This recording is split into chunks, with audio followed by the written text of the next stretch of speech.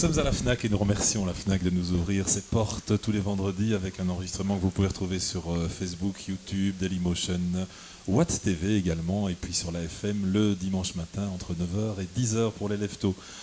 Sylviane Portugals, on va passer vite sur toutes les expériences vécues dans le privé, et à un moment donné, c'est la vie publique qui va prendre le dessus, et les entreprises publiques, un peu la politique aussi. Comment tout ça se passe-t-il ?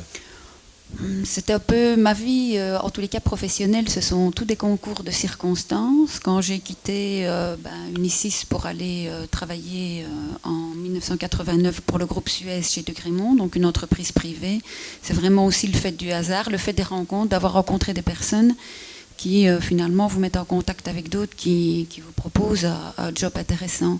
Et donc ici... je travaillais dans le secteur de l'eau depuis plusieurs années pour le groupe Suez et je me disais que si je voulais rester à Liège, il fallait peut-être que je change mon fusil d'épaule parce que je n'allais pas rester jusqu'à l'âge de ma pension, directeur général de Grémont en Belgique.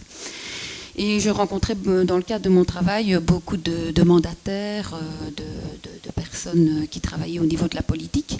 Et en rencontrant ces personnes, un jour j'ai eu l'occasion de rencontrer Michel Dardenne, et qui m'a proposé de venir travailler pour la région wallonne et la communauté française et de créer pour le ministre du Budget une cellule qui avait pour vocation de contrôler, pas d'auditer, j'insiste, mais faire du contrôle de gestion sur tous les organismes d'intérêt public de la région wallonne et de la communauté française.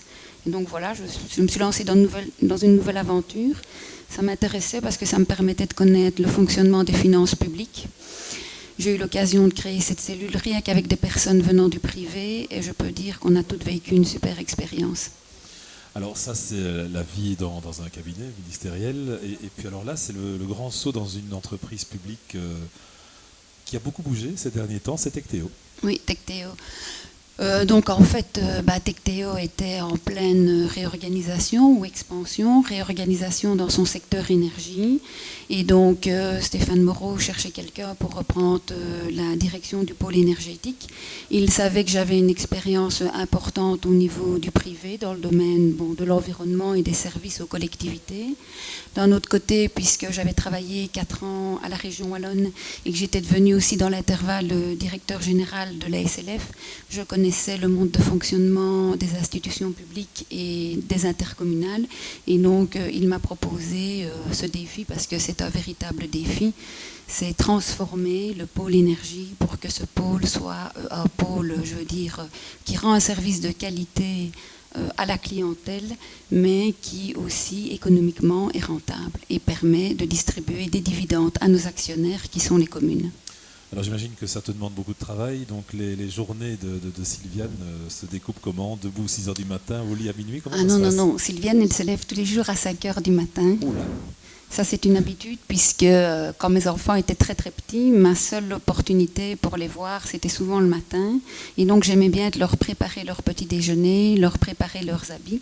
Et donc, j'ai toujours pris l'habitude de me lever très tôt. Je leur préparais aussi leur sandwich pour le temps de midi. Donc, cette habitude est restée. J'aime bien de me lever très tôt. En prenant mon petit déjeuner, je pianote sur Internet, je regarde toute la formation, je lis les journaux qui sont déjà sur les sites.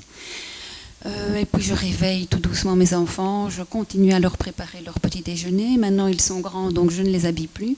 Et puis j'aime bien de les emmener, en tous les cas pour mes jumeaux, d'avoir encore l'opportunité de les déposer à l'école.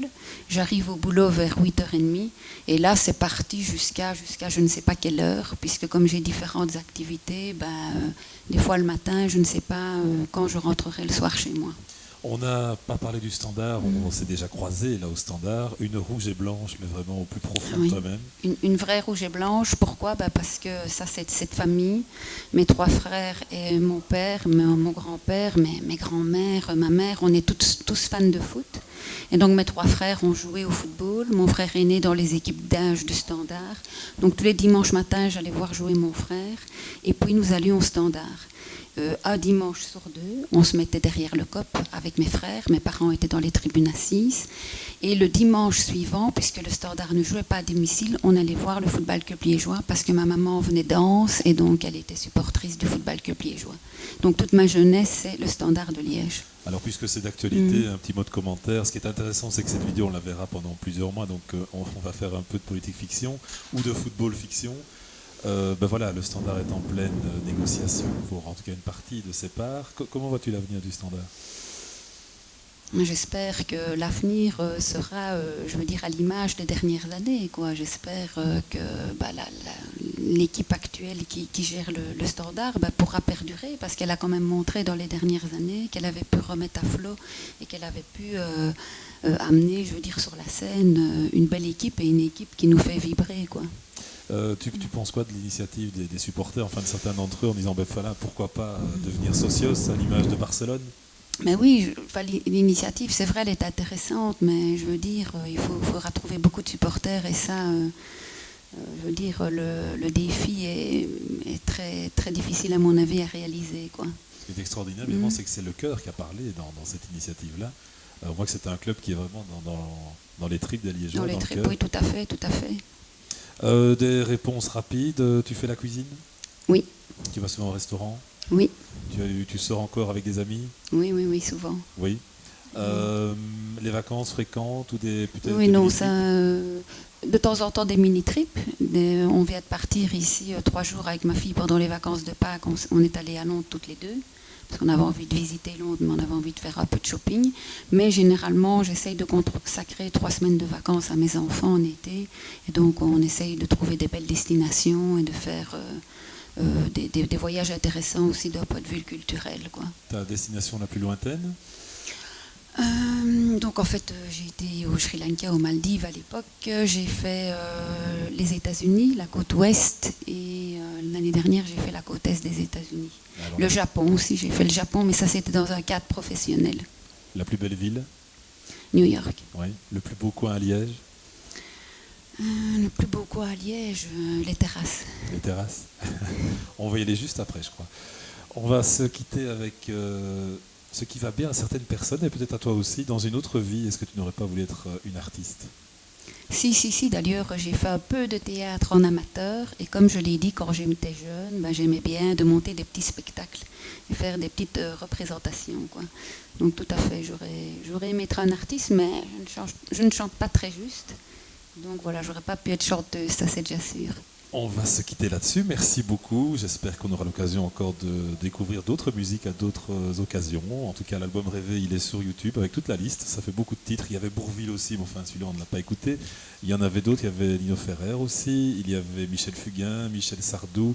Bref, pas mal de titres que vous pourrez redécouvrir avec plaisir, je l'espère. Et c'est ce que Sylviane peut écouter, à écouter, ou c'est ce qui lui rappelle plein de choses. Voilà, c'était surtout, ça me rappelait beaucoup de souvenirs. Merci beaucoup. Merci. À bientôt. Au revoir. Au revoir.